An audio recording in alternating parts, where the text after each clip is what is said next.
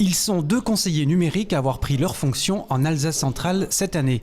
Ici, à la médiathèque intercommunale de Sélestat, Maxime a été recruté par la communauté de communes.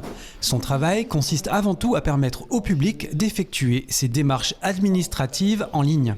Mon public est davantage orienté sur tous les âges, des adolescents jusqu'aux personnes retraitées, pour l'accompagnement effectivement des démarches administratives, mais aussi pour simplement réaliser ces démarches dans de bonnes conditions. Il faut que les appareils fonctionnent, qu'ils soient à jour, et donc il y a aussi l'aspect un peu d'aide à la personnalisation, au paramétrage des appareils, tablettes, ordinateur, smartphone, et c'est proposé aussi sous forme d'atelier. Voilà.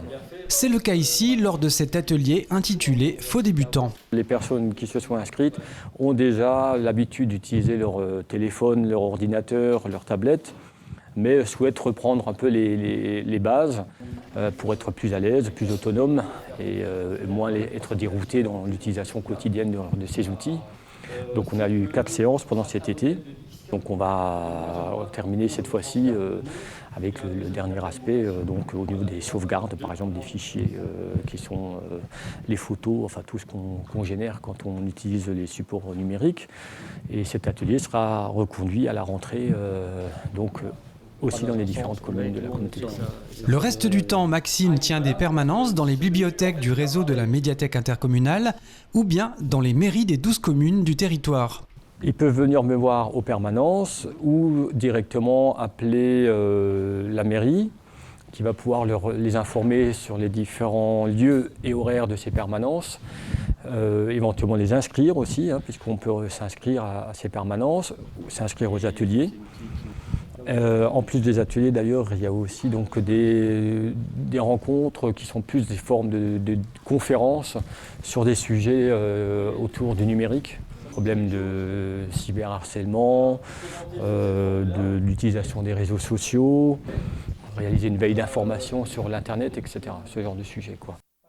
Du côté de la Maison des aînés et des aidants de Sélestat, c'est Franck Boer qui officie pour le compte de la Communauté européenne d'Alsace. Il intervient dans des établissements médico-sociaux à l'échelle du centre Alsace. Des démarches administratives, c'est-à-dire, admettons, ouvrir un compte Amélie, avoir les droits à la CAF aussi, pour demande de logement social.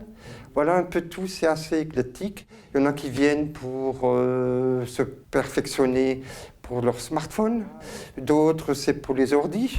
Là. C'est un peu tout. Ça peut être l'application Facebook. Comment sécuriser le compte sur Facebook. Voilà un peu de cybersécurité. Là aussi, il suffit d'appeler pour obtenir un rendez-vous. Simplement, ils téléphonent dans les différents centres sociaux ou à la maison des aînés.